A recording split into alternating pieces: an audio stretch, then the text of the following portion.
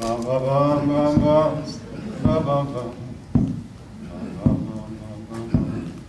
Sometimes it's good to know when to pick up the ball, yeah? Sometimes it's nice to know when to let go of the ball as well, too. I've got a lot to share with you today. It's a big talk, and it's so big that I wanted to keep my notes with me so I can share it with you so I don't miss any parts of it. We've been on quite a journey together for the last 4 or 5 months, have we not? It began with my own sort of near-death experience with a message that came with a simple diagnosis of what I thought would be just a bone disconnected from a hip that we'd put back in and I'd be okay again.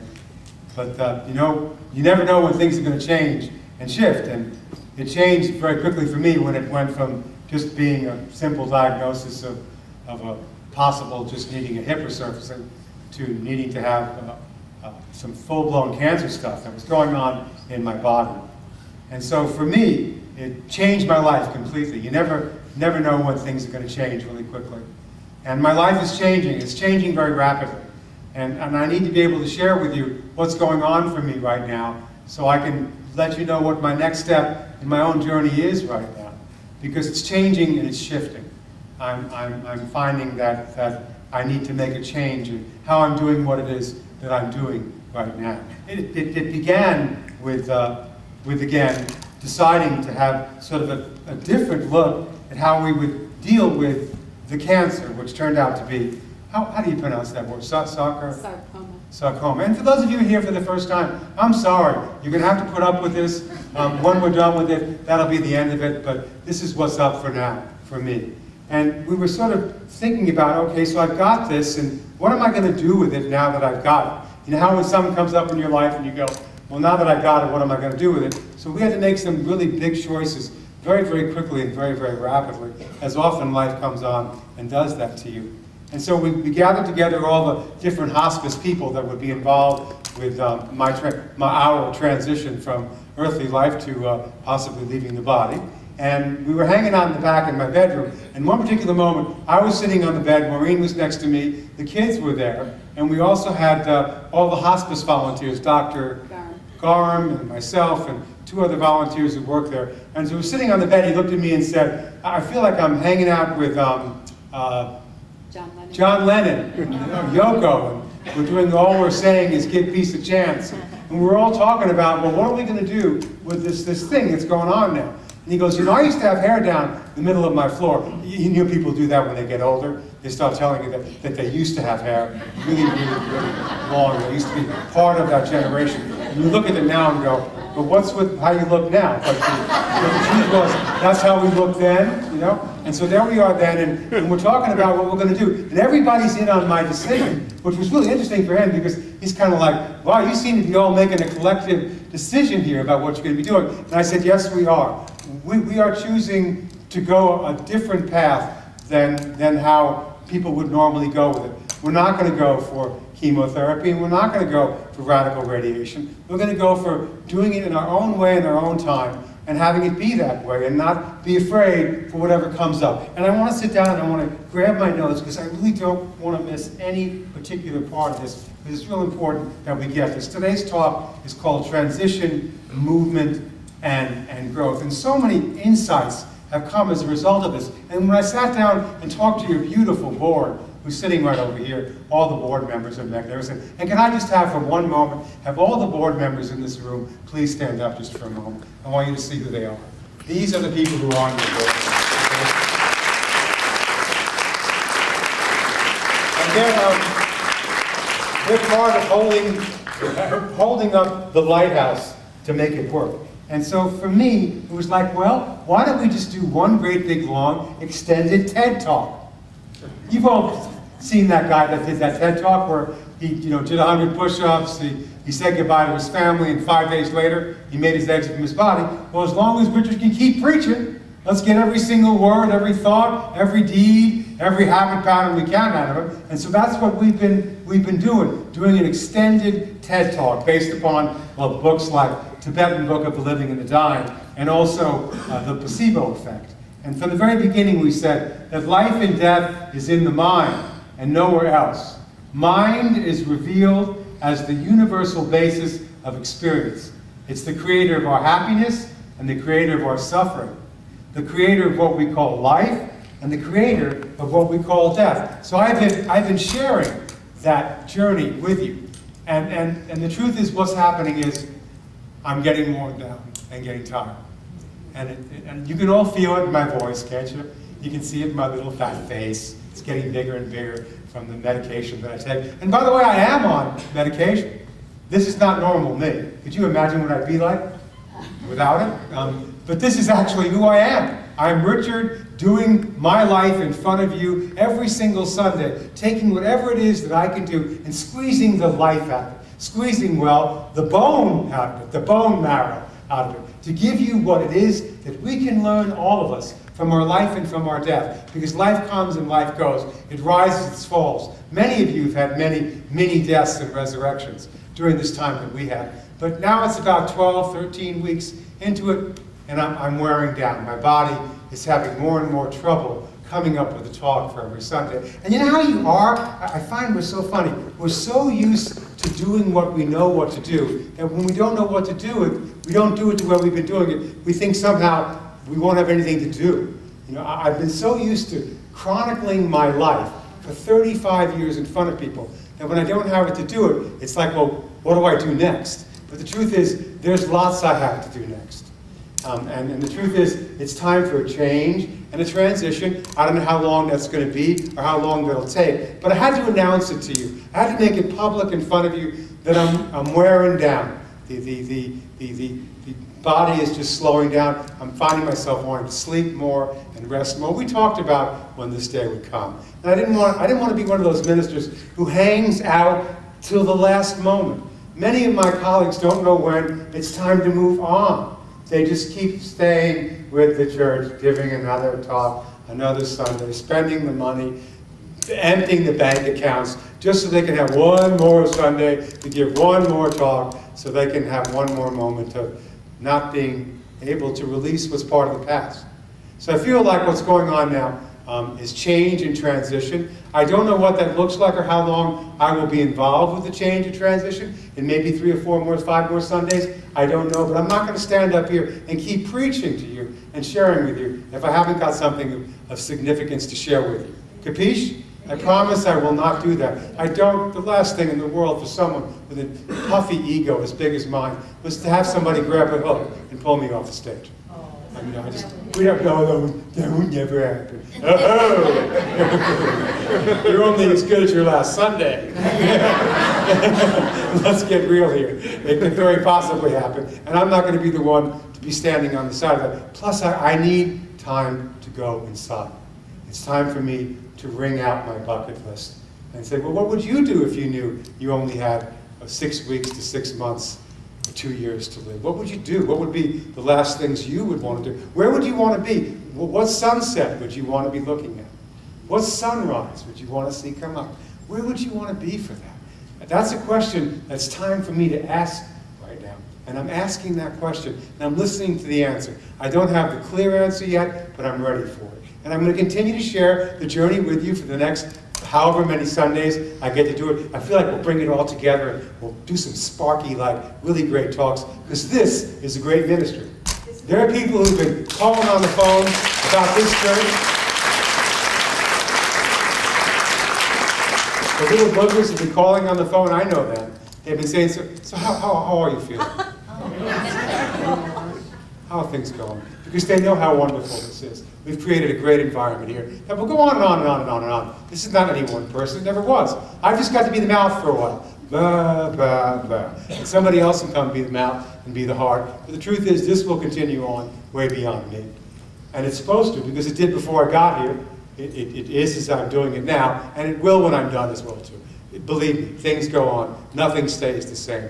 Everybody has their time, and then you got to know when you're done as well, too. You got to know when it's time to drop the ball. You got to let it go. And it's so hard to do that. Well, who will I be if I'm not this? Well, who are you if you're not this? I'm existence, consciousness, and bliss. That's what I've been sharing with you all along. And there's one thing that we wanted to share with you that's been so much a parallel to this journey that we've not been able to share because it was just too hard, too tender, and too difficult. And I want to make it part of today's talk. Most of you knew Havasu, our dog, right? Most of you knew about our little 17-pound bundle of Shih Tzu Havanese. You know she died. See, we didn't tell you guys that because it was too raw and too hard to share. And here's the dog. Now you think, well, you know, life is just a coincidence. Things just sort of happen. Sit down, Maureen's telling me to sit down. But things don't just happen. Who ends up with a dog with bone cancer while the master has bone cancer? I mean, who ends up with a pet that's literally doing what it is that the master's doing? Well, we do. Havasu's cancer, her particular situation, came up around the same time that mine did. And so we sort of got to watch the parallel lessons of my cancer and her cancer happening at the same time, which was a real gift for my wife, Maureen, you know, to be watching that happening at the same time. And getting involved with having to deal with sort of two fronts. And I'm not really able to do very much. We've talked about this already. I promise next week I will not mention any of this. We'll move right on. But you know, we get to the point where it's kind of like, well, this is happening and this is happening. It's happening at the same time. There's no accident, so this must be what's supposed to be and be happening right now.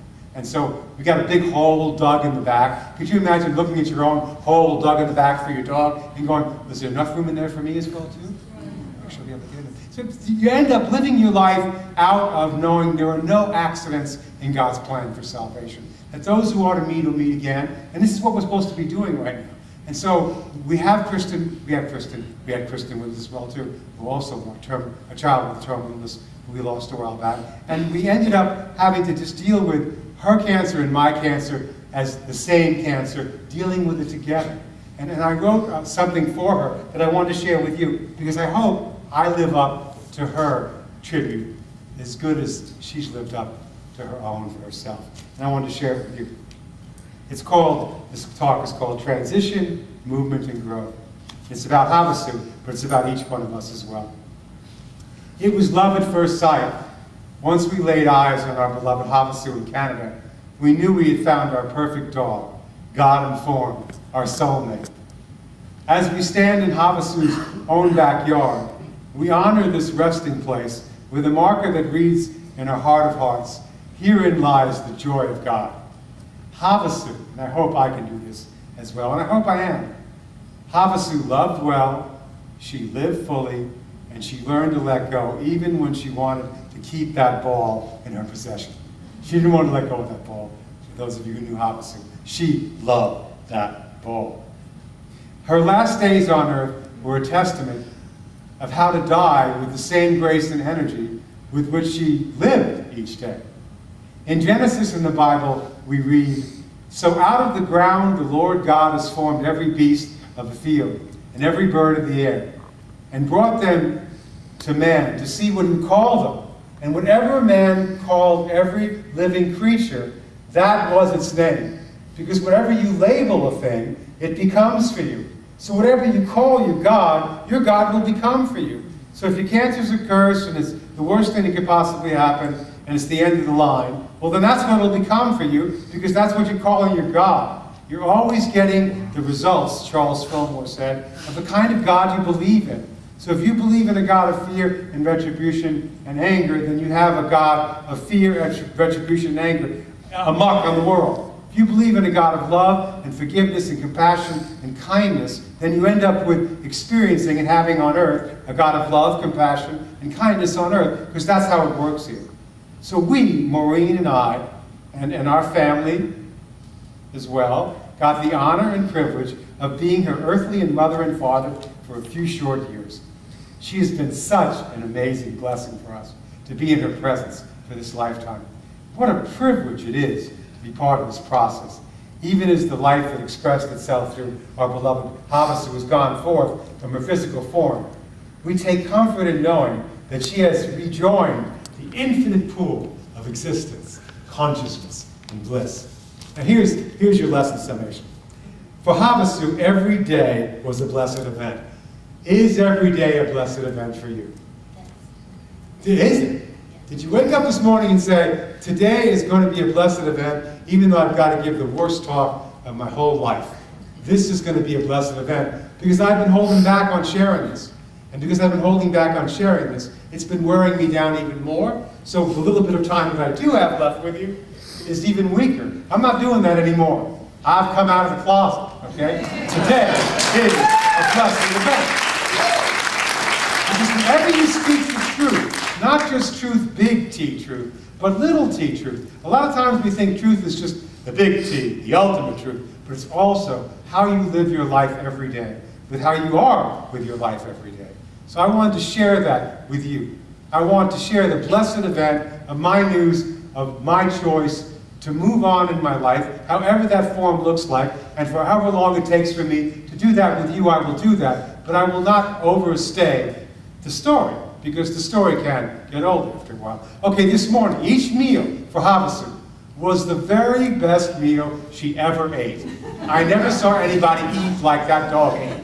That dog had a voracious appetite. She howled when the food came out. She loved to eat. So I try to remember to enjoy the meal that's in front of me, don't you? To see it, eat it, taste it, and love it, and howl over it. Oh, food, food, food. And Havasu also. Havasu knew how not only to receive love from us, but from everybody else. How many ever had Havasu stay at your house overnight? I mean, there were a few people, come on, somebody put your hand, next time. We had people have Havasu. Was Havasu a great pet? She just loved to be with everybody. All the love that she heaped upon us, she heaped upon everybody, because that's the way she was. So I want to learn how to heap that love in the last few moments of my life on everybody else as well. In her public life, she was the minister to over 1,000 people. I would say maybe even more. We actually took Havasu to Unity of Phoenix and had her do her ball trick in front of 1,000 people on a Sunday. 1,000 people got us to see, look what Havasu does. You throw the ball, she comes and gets it. And you have to drop the ball at the foot of the beloved. If you want to play ball with God, remember that talk? We had 1,000 people cheering at that church. That's what Havasu did. She taught people how to drop the ball of the beloved at the feet of the beloved so God could play ball with her. That's what I want to do with the last few moments of my life. And she shared that unconditional love, not just with select people, but with everybody. So joining us in these circles of goodbyes stand all the people everywhere whose lives have been touched by the love and the joy that was expressed through that 18 bundle of pure bliss. As we stand at the doorway of all that is, I am that I am, I can see Havasu running down the aisle one more time to drop the ball at the feet of the beloved. She'll be picked up by that presence and carried through the doorway as a host of angels chant, and I want this for me as well too. Job well done. Job well done. Job well done. Welcome home. So let us affirm that my heart shelters your abiding love, my eyes revel in the light of your pure innocence, my mind nurtures the sweet memory of your constant joy. Havasu, all beings everywhere, you are existence, consciousness, and bliss. Our lives will cross again. Our souls will shout with joy and laughter as we recall the lives we've lived, the ways we've trod, to find ourselves at home, at last, in God. And isn't that what we're all here for? Yes? Yes. To awaken fully to who we are. This cancer thing has been a huge butt kicker. And in being able to realize that there are no accidents, that everybody who showed up in our life at a particular point has been perfect. I'm thinking about a man named Willem, who was the actual healer that did have many healings here. How many here actually went to Willem and got a healing from him? By the same time that he was going through his diagnosis with his cancer, I was not yet aware of mine, but mine was right behind the path as well too. And I remember him coming into my office and saying to me, well, I've got cancer, and I've chosen not to go the normal route of chemo and radiation. He tried it for a couple of weeks, and he realizes that it wasn't for him. And so he said, you know, I'm not going that path. What I'm going to do is I'm going to live my life as fully as I can for however long I get. I'm going to see all the different patients that I can see during this time that I can see. Give each person my absolute rapt attention and focus. And then when it's time for me to go, I'm not going to be afraid to be done with my body. And when he said that to me, having no idea that I was going to be saying it to myself, I realized he was giving me a prophecy about what was to come for me. And that's the prophecy, the prophesy, the thing I'm passing on to you. I will give you what I have to give for you for the next several weeks. But I can't hide anymore what's going on for me. I am slowing down. I'm tired. I want to sleep a lot. And you know what? I'm going to honor my body in wanting to do that. And if you knew that you only had 6 weeks to 6 months to 2 years or whatever it is to live, what would you want to do? Like I said in my beginning of the talk, where would you want to be? What would you want to be doing? And I'm looking at that now, and I'm making the choice, not yet, but deciding what that's going to look like for me. And I know you'll honor that because we've honored that in each other all along. Have we not? Yes. And now the cat's out of the bag, we can relax, we can release, we can let go, we can be sad, we can cry, we can weep, and we can get on with it because you've got your own problems, never mind mine. So let's just take, well, they're good problems though. Pretty good. I bring it up, it gets people attention. So let's just take a moment to close our eyes for a few moments and just close in and meditate together. I invite you to close your eyes for a few moments.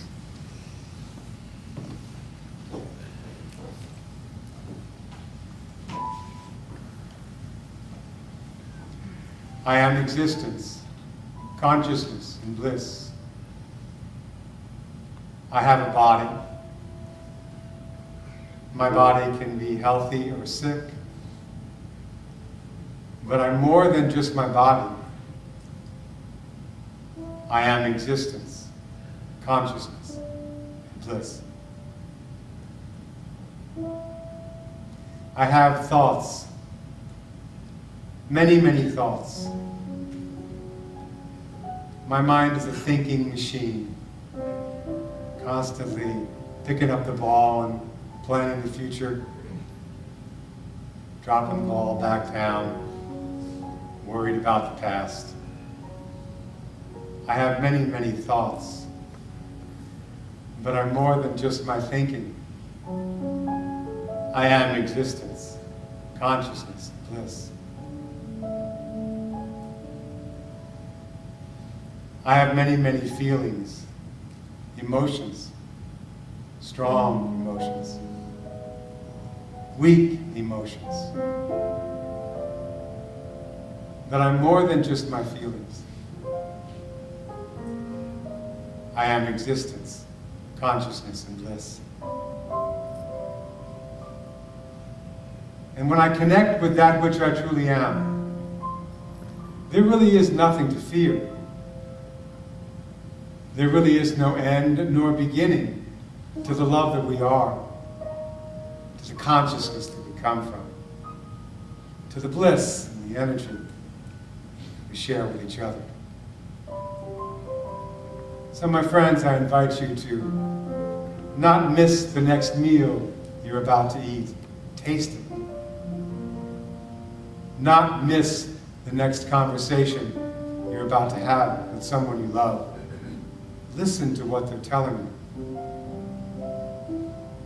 And don't forget to take many times to just lie up on your back, put up your paws, your hands, and let God give you one great big belly rub. Can you feel it? You are loved beyond measure. You are a treasure. And it's a pleasure to be of service to these teachings and each other. For however long we get to do that, we will be grateful, won't we? We will honor each precious moment together. In the name of love, in the name of truth, in the name of all that is real, we are grateful and give thanks. Our women, our men, and bless our children. So be it. Yes.